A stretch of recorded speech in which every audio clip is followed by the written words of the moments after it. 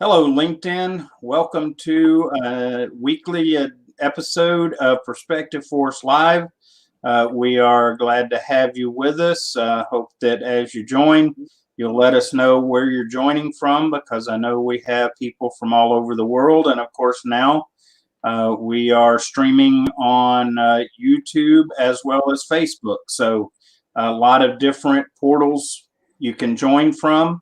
So hope you will join in and engage with questions, comments, so that we can have an interesting hour of time. And so, Anton, you want to kick us off? Yeah, everybody do me a favor. Hit that like button right now, just so the algorithm thinks that we're worthy and we get good people here. But guys, it's not about us. I always do this, and I need to remind myself to kind of push people to support us a little bit, because we're trying to create a movement, a human sustainability movement, and really change the course of where society's heading, when it comes down to the human operating system, the human mind, body, and spirit. And this human SOS, we can't do it alone. That's why we keep talking about a movement. We need many coaches, many consultants, many leaders involved in this, and going, you know what?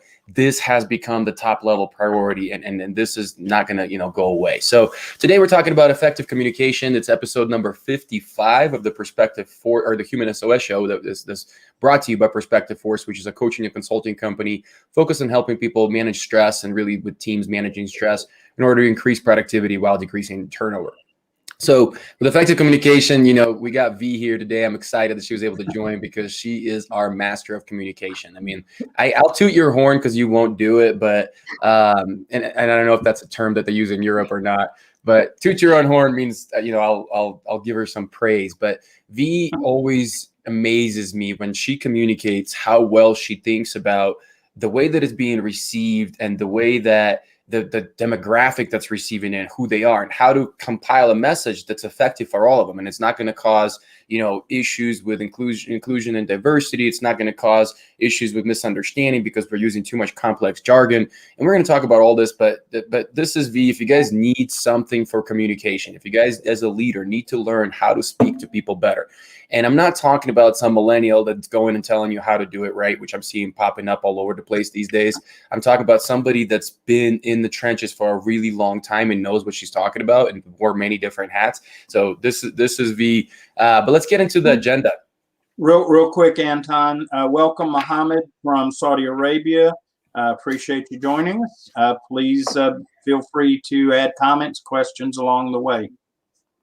Yeah, I'm monitoring this on my LinkedIn, and Kev, you're monitoring on yours. So, can't hear. Hold on. I always forget to do this. Sorry, folks. Button, Anton. No, it's. I swear, I need like a checklist. I know you can hear me now because I just clicked live, but folks, I apologize. I need like a checklist where I go through these. But anyway, will you pop up the agenda, Kev? Sure thing. Oh, Denver, Colorado. We got a local here. Hey, Ann. You should be able to hear now. Can somebody confirm on my channel that you can hear me now? Okay, yeah. I this is a button they got to click, and technology is awesome when you know how to use it. It's generally user error on our end, or at least on mine.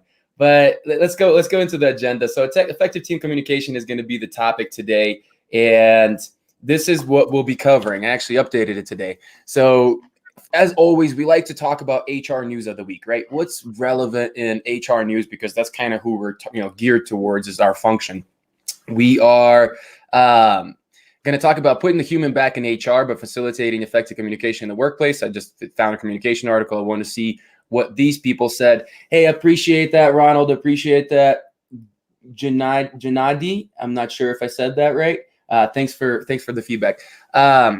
Then we'll talk about, you can't just turn stress off. This is something that I want to keep talking about maybe for a few more weeks, or at least this week, but really shifting the concept of stop trying to turn stress off. It's just not going to happen in our world. You have to work on other variables in order to make your stress management response better. And we'll talk about that in a sec. Then we'll talk about effective decision-making process. We'll talk about I didn't update that one. We'll talk about clear and open structured communication. We'll talk about solution-focused decision, radical candor, and get into it from there. So let's go into the article first. All right, real quick. Welcome, Rebecca. Appreciate the comment about the topic. Appreciate you being here with us. And remember, hit that like button, folks. I'm going to keep asking for that because I want to do a better job with getting, reach and getting our words out there. So put the human back in HR, which I really like the title. This is what we're really focused on is, getting away from a human resource, from a human being a resource, right, to just being a human, right? I do believe that human beings are an asset, but there's a difference between being a resource and an asset. An asset is something I protect. A resource is something that I use, right? So we have to really try to shift that. And it's a play on words, and each word may mean something different to you, but to me, that's how I take it. But what they're getting at is, step number one is ask and observe. Right? They're talking about how communication was already challenging prior to the new normals and working remotely and things like that. And communication was already challenging when we weren't as stressed as we are now. Well, now all those things have heightened, all those things have created new challenges. So they're basically saying we have to adjust a little bit. And one of those is ask and observe. Right? Employees must feel seen and heard to remain productive. So it's vital that employees know their leaders are paying attention. So ask them what their needs are and observe their behaviors and observe what they're doing to also identify needs that they may not realize they have. And then find way to tailor your communication to make that work that way. So what's your guys' thoughts on that first point? So I would add listen, listen and observe, because observing, yes, you can watch people and see how they react, whether they are not too much stress or not, but listening as well. When you ask questions, you need to ensure you take time to listen to what people have to say. If you just ask questions and basically don't care about what they're going to tell you, then what's the point of asking? So make sure you listen. Again, great leaders are great communicators, and the rule number one is listen more than you speak. So I would add listen as well, because that is how you're going to learn how your employees are feeling, really understand what's the problem or the challenges they face. Yeah, one of the things for a leader that is a necessary aspect, somewhat of a skill, is the need for wisdom. And something that I'm very passionate about, and where it says observe, one of the best ways to gain wisdom is to, as V said, listen and observe. Really watch what's going on. Pay attention. It's funny because I have to tell on myself a little bit. On my cars, I have what is called a fisheye mirror on my side view mirrors. And they are designed to see in the blind spot when I'm driving. Okay. But I have had situations where I look at the side view mirror with the intent of seeing the blind spot. And so I physically look at it, but because I don't observe, I still don't see a vehicle in the blind spot.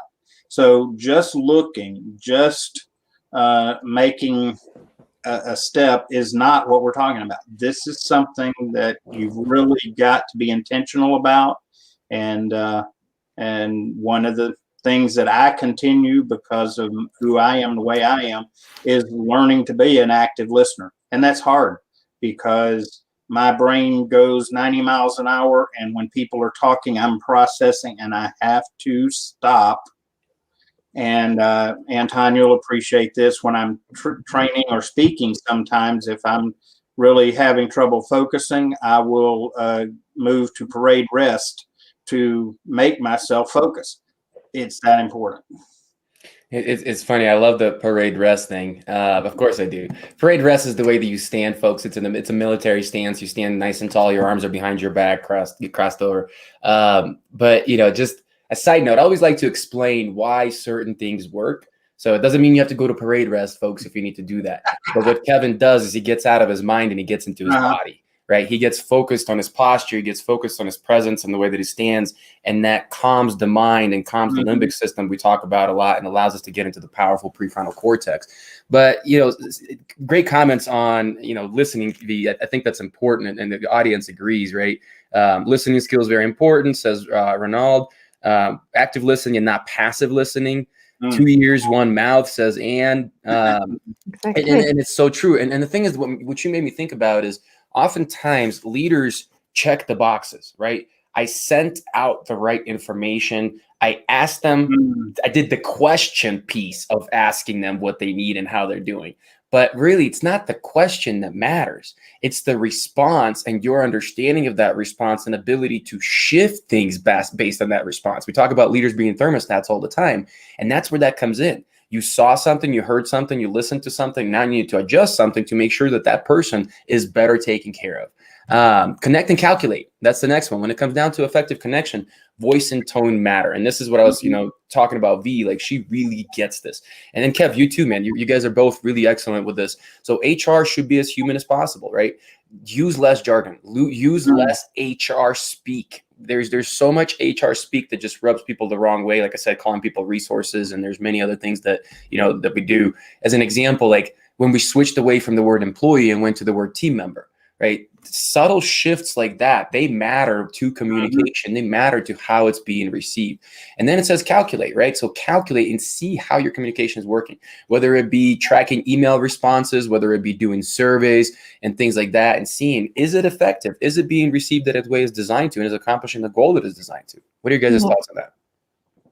So if I may jump in again, for me as well, calculate is to check as well whether your counterpart is ready to listen as well. Because as we said, if people are very stressed and maybe they have a big problem at home, if you want to tell them, to give them some feedback, they may not be ready to listen, or they're just going to say yes, but their mind is not going to be there. So make sure that in that calculate part that you, again, be human, try to put yourself in the other person's shoes and see whether this person is open and ready to receive the feedback, even if the person says, yes, I can have feedback. But just again, back to the previous point, observe, look at how the person is reacting. And if you see that the person cannot take the feedback or it's not the right time, then just say, listen, I need to tell you something, but I see you're not in the right set of mind at the moment, or maybe it's not the right time for you now. Let's reschedule to tomorrow, next week, or whatever. That way you show again that you are human and that you are just not going to enforce something or provide feedback that may be received the wrong way or not the way you want it. So that's an important side as well of the calculate part. Kevin, what do you think? Yeah, definitely. One of the reasons that I still prefer in-person training, in-person anything, is because part of what I do is I'm calculating constantly on how effective my communication goes across by reading body language, by facial expressions, different things. And virtual, we lose some of that. We still, I mean, it's better with video than just audio, but it's still not as effective. The other thing that you mentioned, V, and they mention it down below, but timing. Effective communication is not just about well-chosen words given with the right tone and all that. If it's the wrong time, you might as well be talking a foreign language. And it is such a key piece. And what I think as a leader, I have to remind myself it is, and this is why I'm such a proponent of servant leadership, is the timing is not based on the efficiency for me, it's based on the effectiveness for my team. And sometimes we have to choose in a way that is not ideal for us in our role, but is best for our team. And that, to be effective, that's part of it. Yeah, and you guys are so keen in on the receiving piece, right? And so many leaders send out doves in the air and go, "Oh, fly, dove! Hopefully, you reach your destination, and it's all going to be received." And it's the most beautiful dove you can see. I mean, these things are majestic. They're wonderful. All the bullet points are lined up. All the pretty marketing's there. All the visuals are there. But it's falling on deaf ears, and people are not ready to receive or whatever. And you guys both could have written this article because you're already hitting on all the points that they're talking about. But unify and simplify. Be careful making all messages seem urgent and simplify them. I think that's something that leaders have to understand. Some of your emails will not be read. Just the reality of the beast. There's certain, especially if you're one of those leaders that wants to send out emails about everything, and then you get into reply all chains.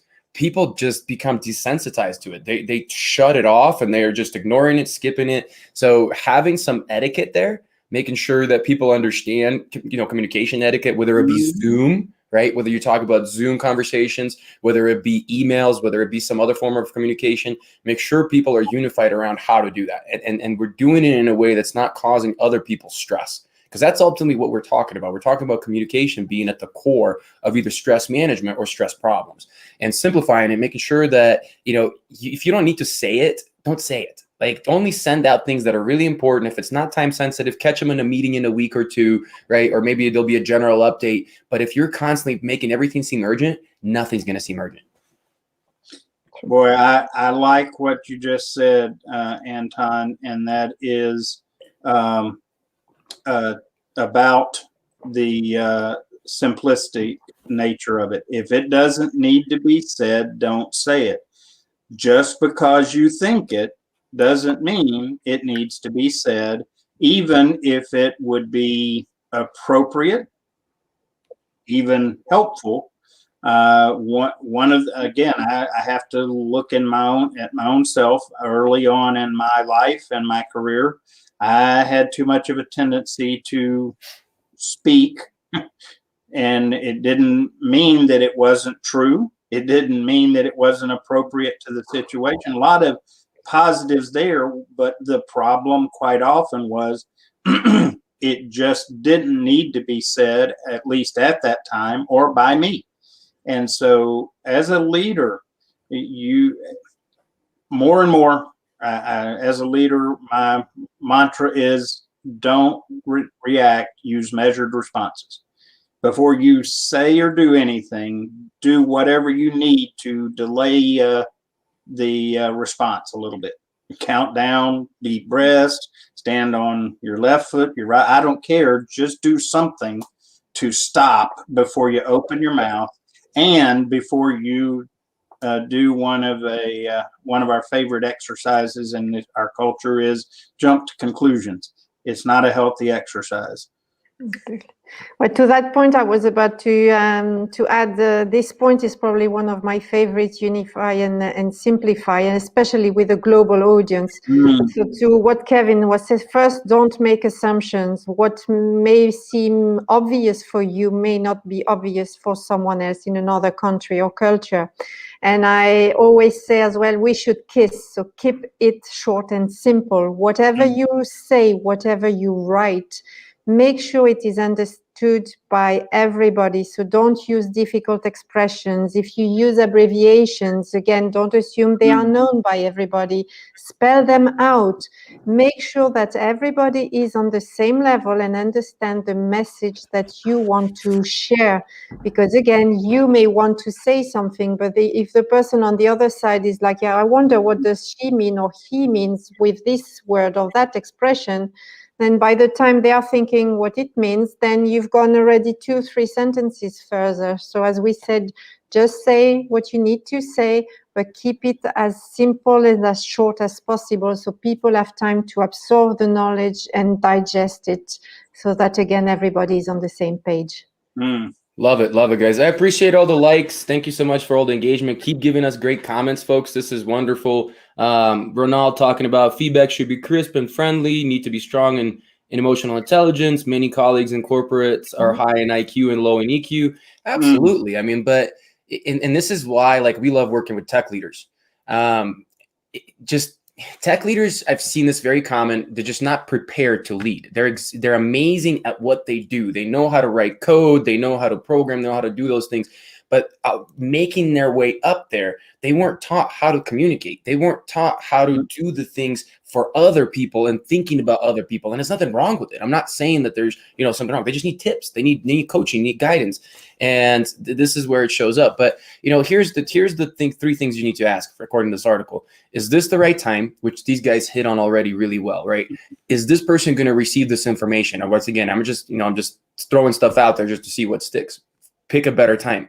If it's not, is this the right approach, right? How I'm communicating this, is this the best way? Should this be an in-person conversation versus an email, even if that in-person conversation is over Zoom? Certain communication can be very misunderstood when it's just digital. So you need some body language, you need some added layers of, communication in order for these people to receive it the right way and not feel like you hit them with a hammer, especially if it's negative feedback. I am not a fan of negative feedback done electronically. Just not. It's so hard to present it in a constructive way. It's usually going to be taking like a beat down, and it's not going to serve you to do it. And the last one, is this the right goal, right? This is something that I want leaders to do more in general. What am I trying to accomplish right now? I'm just writing, but I don't know what I'm writing. I'm not talking about just what information you're trying to convey. The big picture, what are you trying to do with that information, and what is it supposed to do for your people? Ask yourself those things, and then structure everything and reverse engineer it backwards. Yeah.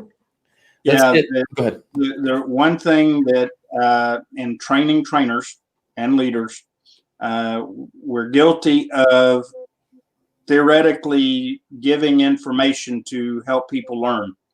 And what we do is we just start throwing information out and see if something sticks. And what I tell leaders, trainers, anybody in that situation, that is no more effective than having a BS session with your friends. Okay. You need to have an objective in what you are about to do or say, and even tell people what that objective is.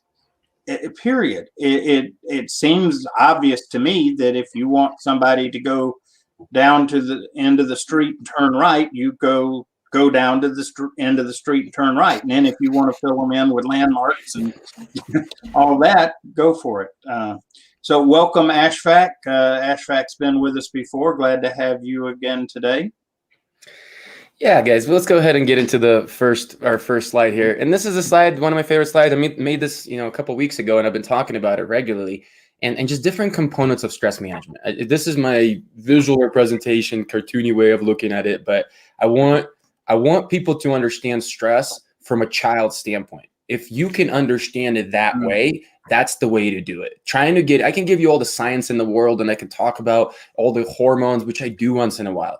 But the foundation needs to be this big picture, right? So you have your faucet, which is your thing that's delivering stress itself, right? Which is your life, your work, and your health. Everything else will fall under those three umbrellas, which is what Prospective Force, why our consulting and coaching is based on all three working in synergy and trying to create a holistic approach to helping teams and people. So the other one is going to be the water itself. That is the stress, but it's also our perception of that stress, how we interpret it and how we look at it, right? And then the last one is the bucket itself. How much stress, how much water can we hold in that bucket? And all of these change. You can change your perception around stress. You can add more water, but you also can change capacity. But the reality is, you see there at the very top, there's a valve, right, that turns it off and turns it on. What most people think about stress management is turning that valve off, right? That's where I've been in this stress management world for about 12 years now, very heavily. And I would say 95+% of help that corporations are getting focused on stress reduction. But I'm telling you, many of your IT teams, many of your sales teams, and many just regular teams right now can't do that. You can maybe reduce work stress. Yes, you can control some things and adjust some things, but you're not going to be able to control people's life stress. And in reality, I believe life stress has become more significant than work over the last 2 years. So we have to get away from this concept and say, maybe that valve is not something I can control now. Maybe in the future I can. But now let me focus on those three other principles in order to manage my stress and do what I can to create not just recovery, but also resilience in a proactive way. Good news there is that it opens up the possibilities of ways to manage stress. There's not just the one way of turning it off. It is about, for some people, it's going to be better dealing with their perception. Others, it's going to be improving capacity. And then others, just looking at how to help them get the right congruence between life and work. We're big on balance, but we really to express life and work relationship better to think of congruency. And the other thing that I would add to that, guys, is that water coming in, most of you only see a third of the picture. And let me explain why. Most society, and I'm going to say again, 95+% thinks about stress as mental stress. This is the first place about our head and how we experience it in our mind, but that's just one of the three main stressors that we have. The other two are hidden, and because society is undereducated on it, we keep taking that stress on, living the symptoms, experiencing daily, but not realizing the stress that's causing it. And those other two are not just mental, it's physical and oxidative stress. So oxidative stress is going to be internal things. If your digestion's bad, guess what? Your body's getting stressed out. If you're eating poorly and you're putting bad things into your body constantly, your body has to work to get rid of it. That is stress for your body. On the other hand, physical stress, if you're walking around with back pain, constantly something aching, hurting, if you're not getting enough sleep, all of that is doing just as much stress to you as your boss regularly yelling at you. You just don't realize that. So my solution for that, we created a needs assessment. So everybody, this is probably the most important thing right now. Everybody listen, ready? Go to prospectiveforce.com there on the bottom. Go there right now. As soon as we finish the show, I don't even care if you do it right now. It'll take you quickly. There is a right in the front page. It'll say take quiz, or if you do it on a desktop, you'll see the stress assessment. It's only 12 questions, but it's meant to cover 12 different principles or 12 different zones that we focus on. And if you get a bad score from that, then we actually give you a link to another free assessment that is 60 questions long. Each one of those zones have 5 questions in them. And then we're going to give you a score and say, out of all the 12 places that you didn't even think stress impacted, this is the one that is hurting you the most. So instead of focusing on all these different problems and trying to fix everything at once, which you can't, you go to the root cause and we tell you, here's how you fix this one thing. And you can set up a consultation, guys. We have time right now. We just launched this. So we got some time coming out of this pandemic for a short period of time. We'll give you a free consultation to interpret your results so you make sure you understand what's going on and whether you do it on your own, which for us is actually a belief. We believe that if I can just give you enough knowledge for you to fix all your problems, my job is done. And I'm happy to do that. You know why? Because you're going to tell 10 people about it, and some of those people won't be able to do it alone. They will need more than knowledge. They'll need accountability, application, and education. And that's what we're here for. So go take the assessment, check it out, and then, get an idea of what's going on in your own body. I would like to come back to 2 quick points that have been mentioned. First, the first one is we do need stress in our life. The key is to find out which stress motivates us positively and which stress impacts us negatively. That is very key. And with this assessment, you will be able to really find out, okay, is that the one I need to focus on, or what can I do to be more stressed, but in a good way? So that's number one. The number two, and that's also linked to that, is that there are lots of things that we can control, and often we are stressed by things we cannot.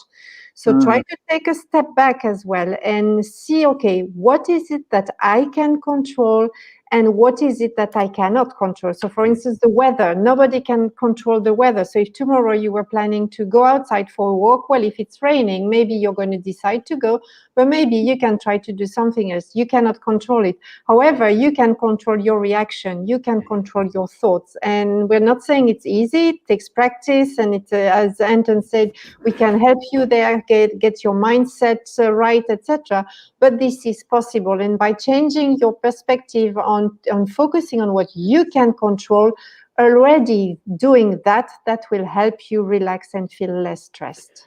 You know how many of you would be lined up in a line to do whatever we tell you? And I'm sorry, like I'm going to say it kind of crudely, but so many of you would be lined up and paying whatever you have to in order to make the changes that you need to, if you could feel the difference of the outcome.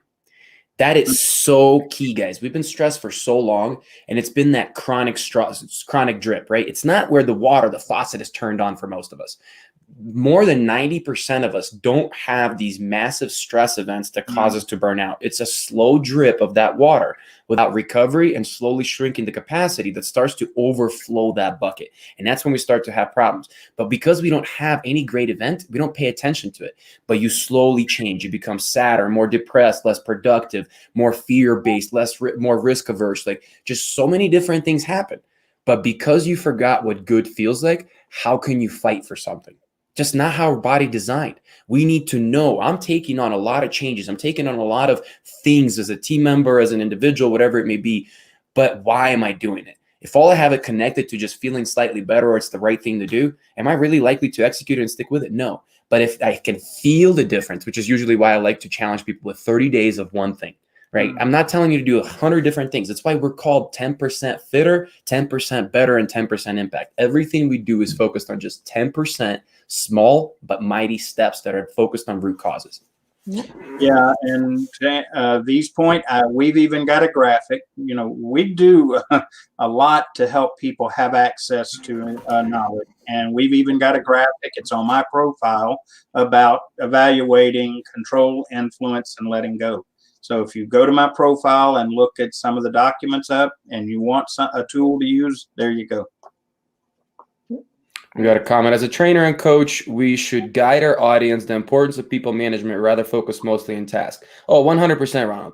You know, I had a quote that was ingrained in my head, and it said, a person whose opinion was changed against their will is of their opinion still. Right. So if you force me to do certain things as a team member, as a manager, just tell me to do them without getting my input, which we talked about with listening earlier, my likelihood of sticking to that behavior is significantly less than if you allowed me to arrive at that conclusion yourself through proper questions and guidance. And that, by the way, part of the way we approach implementation of what we share is to help people come to understanding rather than just give them the 5 easy steps, the 7 habits, whatever you want.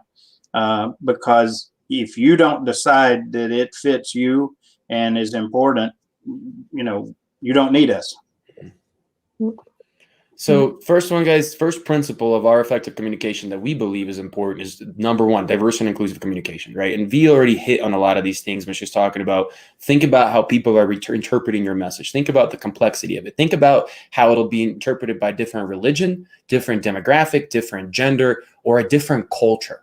That's that third one or the fourth one or whatever many there are that people miss. They think about the protected demographics, right? So they're cautious and careful when they're doing that as really protecting their own butts, not to get a lawsuit or something like that. But it's not with the focus of making sure those people feel heard and receive the communication properly. But I don't think enough communication is focused on how is a different culture going to receive that. And with communication, a key thing that I've learned about lately, different cultures have different context. So what that means is in certain cultures, like American culture, it is on me as a communicator to deliver the message in a way that's going to be received properly. So in America, it's a little bit easier on the person communicating, believe it or not. Certain cultures, like Japan, for example, from my understanding, they are very much on the other end of context. They are putting the responsibility on the receiver to make sure they heard everything. So that means that they're going to ask a lot more follow-up questions. They're going to get a lot more clarity. And at the end of the day, when everything's said and done, if they're walking away, it means they feel that they got what they needed or what they heard. But in America, as an example, when you have a different context culture, somebody may just sit there, nod through the conversation, but if you didn't ask the right follow-up questions or whatever, they never received that communication. So to that, real quick, V, welcome, Yamshi from India. Glad to have you. Okay, go ahead, V. I'm sorry. No, thank you, Karen. So to that, I often take my analogy. For those who know me, my tagline is "Succeed in the adventure of leadership and self-assurance," which is salsa. And why salsa? Because I love dancing salsa. And when we communicate, I have this analogy with the dancing and salsa dancing, or I should say partner dancing. When you dance with someone, you have action reaction. The leader will do something and the follower or the partner will react to it. And when you communicate, it's the same. If you do or say something wrong, your counterpart will react a certain way, probably not what you expect him or her to. So it's very important, again, back to what we were saying at the beginning, make sure that you really take time to listen, to observe, to ask questions, and to give time to your counterpart to react. Again, as Anton was saying, in some cultures, some people are not used to ask questions or even to disagree with authority.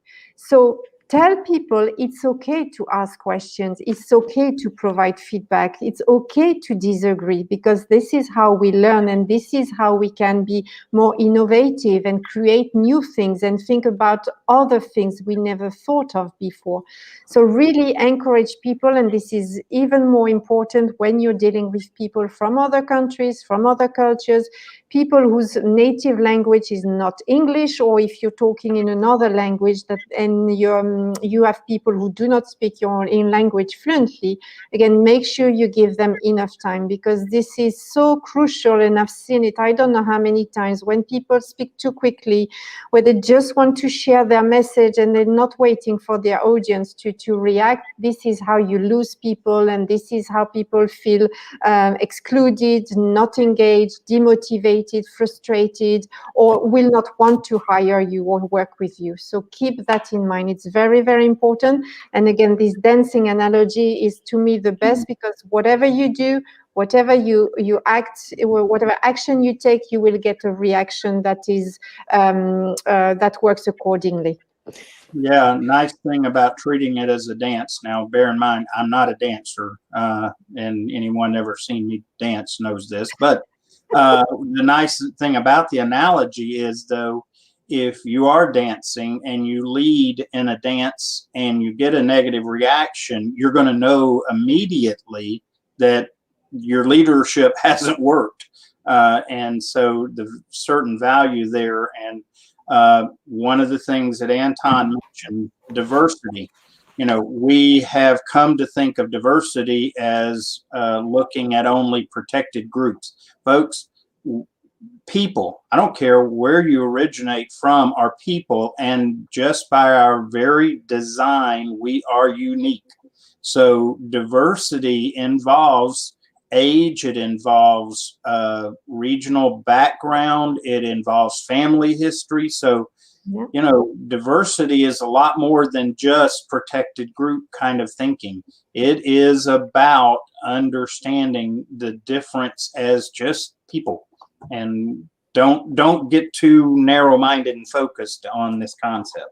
I have to be honest, guys. About until 5 years ago, I thought diversity and inclusion jobs were the easiest jobs in the world. I was like, oh, what a bogus jobs. You got to go be nice to everybody and tell people to be accepting. But look at the layers that we're talking about here. Look at how many layers they are to diversity and inclusion. Most leaders are just struggling with number one. They're still struggling with not communicating in a way that's, detrimental to even protected classes. Right. The next layer is getting into more common that are not necessarily protected, but there's so many more layers. And the deeper you get in your effectiveness with each one, the more bang for your buck you're going to get. And what I mean by that, every time you send out a communication, the effectiveness is going to skyrocket, because you're able to penetrate on a deeper level into these people's understanding and creating a much better buy-in. And V, you reminded me, you mentioned the saying no. Something that's really important in communication is understanding how it's being received, right? And in certain cultures, they won't tell you no. Straight up. Like Japan, I spent some time in Japan, and in Japan, you're very rarely going to hear the word no. So what it means, they will tell you no, but it's done through body language and roundabout ways where you feel like I'm just not getting a straight answer. Probably being told no, they just can't say that to you because it's a great sign of disrespect. So be careful how you understand what's being agreed to or not, because this is really bad in business. People think they have an agreement, but in reality, it was never an agreement. And many cultures don't operate on contracts like we operate on contracts. Many cultures, a contract is more like a friendly agreement that is not as binding as it is in the US. So have to keep all of that in mind. And one contextual piece of information as we go through these, the statements you're seeing are part of the assessment that we've developed. So again, we're sharing the goods with you in the hopes that we can help as many as possible, but those that need more help, that's what we're here for. So yeah. And if I also can add another point, so communicating, we obviously talk a lot about verbal communication, what we say, how we say it, whether it's via email or face-to-face, etc. But another important thing to pay attention to, and which is even more important, is maybe a non-verbal communication. As Anton said, people may tell you one thing, but their body language will say something else. So it's very critical as leaders as well to really observe carefully, to really look and take time and see if people really understand what you mean, whether they have, you see, they are a bit resistant, whether they feel stressed. So really make sure that you also observe this body language, and don't assume again that the body language that you know is the same that the other person on the other side. And for that, I'm going to give a very short example that happened to myself at the beginning of my professional career. I went to Germany and I started to work there. And at some point I was talking to my colleagues in German, and I can't remember the topic, but I know that I wanted to wish them good luck. So I started to say, or to show, that I was keeping my fingers crossed. And all my German colleagues look at me and thought like, Virginie, what are you doing? And I say, well, I'm keeping my fingers crossed. And they were like, oh, because we thought you were doing something else. And basically they thought I was doing a gesture that I'm not going to do here. But basically in Germany, they don't say you keep your fingers crossed. They say, literally, I press my thumb. So an expression that is mostly common in many countries is not always the same anywhere else. So Germany is like that. In Holland is more or less the same. So that's why I say never assume that what you know is valid everywhere. Make your research, really spend some time trying to understand who is your audience, especially if it's the first time you're dealing with people from certain countries or cultures, or if you get the chance to travel over there. Make sure that you know the rules, the business etiquette, how to speak to people, etc. Because this, if you do it well, this will gain you points for the rest of your life. And if you do not do it well, that will hurt you, and it will take lots and lots of effort, time, and energy to get the trust back. First, I need to welcome Artan. I hope I'm pronouncing your name correctly. Artan from Luxembourg. Hey, neighbor. Another one. One of your neighbors. Yeah. And the other thing, and I don't know, it's just struck me, we're talking body language. And I guess because I'm old, I remember lots of things. There was a period of time where there were just volumes and volumes of articles and books on body language. There are libraries full of books on how to understand body language. So if you're not confident in that area, just do a little bit of digging, and you'll find a lot of good information out there to help you read body language. I mean, like I said, this was at one point it was the biggest cultural concept around. So love it. So if you can't say team members and leaders communicate in diverse and inclusive manner always, guess what? Your team has experienced additional stress because of communication. Bottom line, that's just a symptom. We just don't think that stress connects to that, right? But this is also causing more stress. Let's get into the next one. We got 4 more. We got to kind of hurry. We don't have a ton of time. Yeah, we've been a little gotten excited today. Okay. That's a good topic. I mean, each one of these can be an hour plus conversation too, but effective decision-making process, right? That's part of communication. Good communication has to be part of effective decision-making process. And what I mean by that is you can take what V was talking about, right? If you offended a culture through your communication, is this culture likely to sit there and help you in your decision? No, they're shutting down. They're going into screw you, I'm out of here. Actually, just remember something I want to say on the last one. You talked about signs. One of the most extreme examples, I know I just got to back this up because it just came to my mind. One of the most extreme examples I know in America, right? Okay sign, right? Sounds good. Okay. In Brazil, this means the middle finger. So can you imagine sitting in a room and you're going, I gotcha, sounds good. And the person's going, oh my God. And you see their facial expression change and you can't figure out why. So this stuff is really important. And there is a lot of education out there. There's even tools. I actually was using one recently that you can type in cultures and it'll compare them into 8 different categories, like body language, timeliness, scheduling, context, just a bunch of different stuff. And it'll tell you in comparison how they are. So as an example, right, when we're scheduling meetings to do these communications, In certain cultures, it is perfectly acceptable to be there within 15 to 30 minutes of the start of the meeting. It is perfectly acceptable not to follow agenda. Where in America, where we're so like structured, that would be just, you know, our brains would explode. And trying that in Germany, Anton, it's even worse. Really? Yeah.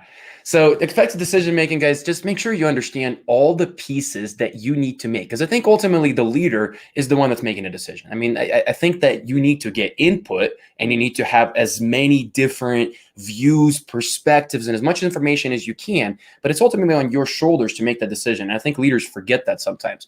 But in order to have all that, how do you communicate, and more importantly, get people to communicate with you to get all the needed information?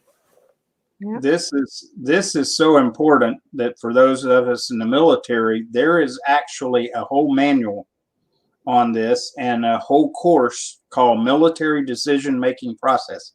And there is so much to it.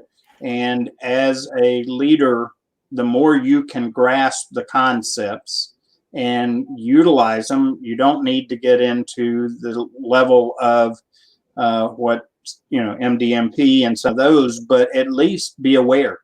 There are some basic components, even as noted on the graphic here, that you need to consider as you're making decisions. And one of the key things Anton said is, at the end of the day, as much as you get input, respect, feedback, all of that, as the leader, you have to be the decision maker. And don't mean to put any stress on you, but it's a reality that you need to own that responsibility, because if you don't, your team will be let down. They will be confused. They will be extra stressed as a team. Yeah. It's the summary of a leader, right? Take care of your people and make the right decisions. If I were to boil down leadership into the most basic thing possible, I would say that's the two things. Make sure your people are well taken care of. They have what they need. You know, everything's good, and then make the best decision for what you have at your disposal. So go ahead, V. Yeah, no, I was about to say, yeah, exactly. The key, I think, is as well to ask feedback from your team members. There are some cases, obviously, where you just have to also provide decisions that have been taken by higher management. But if you can take a decision, then it's always good to ask feedback from your team members. And then, yes, as a leader, you need to take the decision, but also explain the why, because maybe people have to say, yeah, well, I said something and you're not taking it into account. Well, no, maybe you have taken it into account. And if you explain why you took the decision, then people will accept it. Will say, okay, yes, maybe it was not the solution that I wanted, but at least my leader consider it. So very important to ask feedback, but also to provide feedback after you've taken the decision, why certain things happening. Because again, when people understand why the decision has been taken and that their feedback has been taken into consideration and not has been and hasn't been disregarded, then they will accept it and they will work with you to move forward.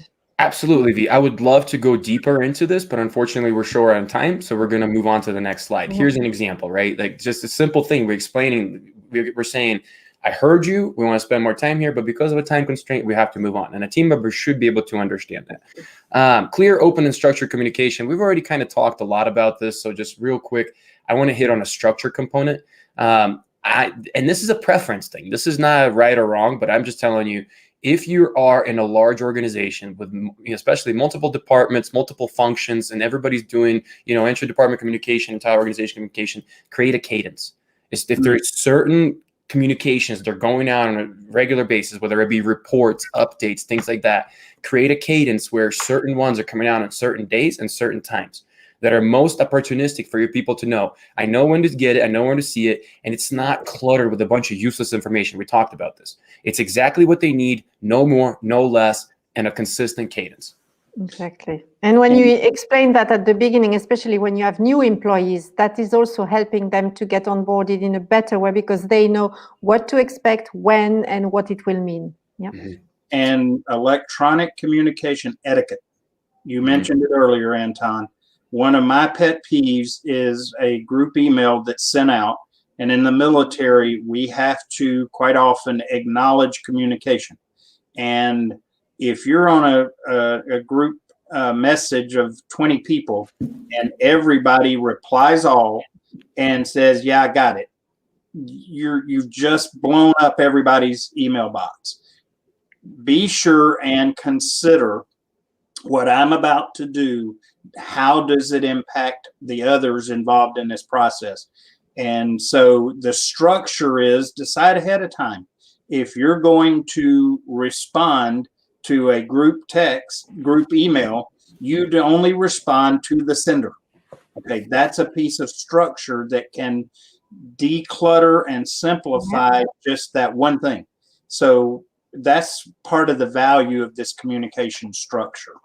So we do not have a miscommunication problem in our team. If you can't say it openly and consistently, guess what? You need to work on communication. If you can't say this all the time, there is massive gaps that are causing massive problems. You just may not realize they're connected to your miscommunication. So let's get to the next one. I think we got 2 more. This is one of my favorite one. When you, especially when you're getting feedback from your team, right? I want to have an open door. I want people to be able to come in here. But if all I get is constant complaining and all the problems, you're doing something wrong as a leader. It's not them, it's you, right? It's something that you're not creating an environment where you're trying to gear the conversation towards solution-focused discussion, right? So if somebody's complaining, coach them through their conversation. Have them reframe some of these things.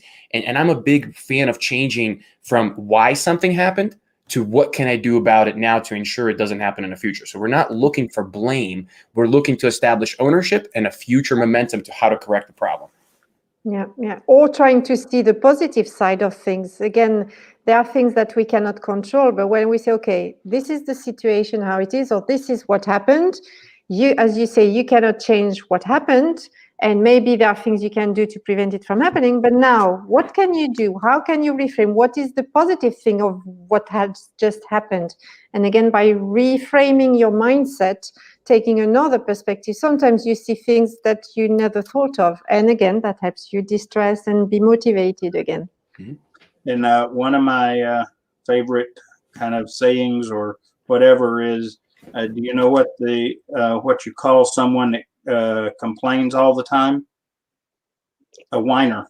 Difference between a positive complaint and whining is that if you've got a complaint, bring some solutions. Yes. As a leader, I want to hear any complaints you have, but especially if it's something that is a complaint that's primarily for an individual, tell me what you see as the solution. And it may be as simple as you say, oh, I don't like this color. I would prefer this color. As a leader, quite often I'm going to say, oh, great, let's go with that color. You know, but if you come to me and just say, I don't like this color, I'm going, you know, all of a sudden we've added a lot of unnecessary pieces to it. So if you got a complaint, bring a solution or multiple solutions. And as a leader, if you do not have that culture that your team members feel free to do that, it's definitely a problem on you. Yeah. So ask yourself the statement or say the statement, my team does not focus on blame for problems, but instead comes with solutions. If that's not accurate, if that's not always true, there's work to be done. There's stress that's being created on your team, and there's also problems being created on your team because people are just constantly playing the blame game. Think about that. If they're doing that to your face, I promise you there is way more of it going on at the water cooler talk, right? The stuff that you don't hear, and that's creating constant issues on the team. It's distracting. It causes people not to enjoy their environment. It destroys culture. Next one. And I got to jump on one thing about leadership here, okay? As leaders, we influence people. And every time that you as a leader complain about your boss or some leadership in the company, look out. You are setting yourself up to be the target of blame from your team, and it's your fault, not theirs. Yep, true. So the last one, guys, radical candor. I took this screenshot, or not screenshot, but a picture from Radical Candor book by Kim Scott. Really helped me understand. But we're just this is kind of, she puts it into 4 quadrants, and she breaks it down by how much you care personally about a person and how much you challenge directly, right? So if you don't challenge directly and you care about a person, what you end up doing is ruinous empathy. you are so protective of their feelings and how they're going to feel when you tell them the truth, you're hurting them.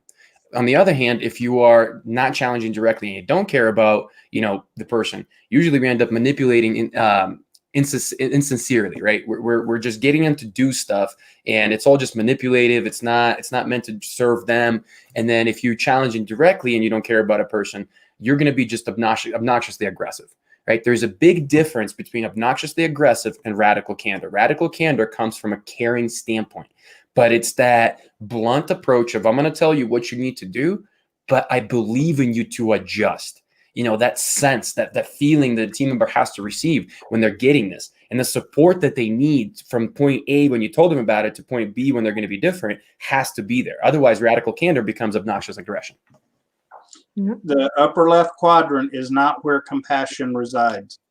That going there is, in my estimation, one of the cruelest, meanest things we can do to someone we care about is to not love and care enough about them to tell them the truth sometimes, even when it's going to hurt or even risk the relationship. So just don't. We in our cultures right now seem to think compassion is up in that upper left quadrant, and it's not. I think it's one of the our viewers who mentioned it. Sorry, I can't remember the name, but he said that emotional intelligence is key, and it's really like showing interest, trying to understand the other person's point of view, and respecting them at all time, even if we disagree as leaders, even if we are not always 100% on the same level. It's okay to disagree, but we need to be respectful at all time and really trying to put ourselves in the other person's shoes. So say this: the team feels empowered to share all views and opinions regardless of organizational position. And this is where I want whistleblowers. If somebody is seeing something in an organization that's causing issues, I want them to be able to speak up. I want them to, even if the organization is going in a different direction, I want them to feel empowered to raise their hand and go, no, we can't do this. Otherwise, we have an Abilene paradox, and you end up in a situation where bad things happened, even though people didn't want it to happen. I believe Apollo 13 is another example of that, where people didn't speak up and things, played out, and they played out really badly because they didn't speak up. Yeah. All right, guys, that's it. That's all we got. Follow Human SOS. Everybody go to #HumanSOS and follow us so you can get notifications every week we do this, Tuesdays at 11 a.m. Eastern. And go to prospectiveforce.com and take the stress assessment. Please, guys, we made this for people to open up your eyes to all the different symptoms that connect to the root causes. And then we help you identify what that is and even give you consultation for it. Yes. One of the things we say is that there isn't a one-size-fits-all for stress management. And what we really work hard to do is help you identify what is the fix that will fix you, your team, your culture, your organization. All right, I got to run. I got another meeting to go. So I appreciate everybody, guys. We're so grateful for you tuning in each week. Thank you. Take care. See everyone. Have a great week. Bye.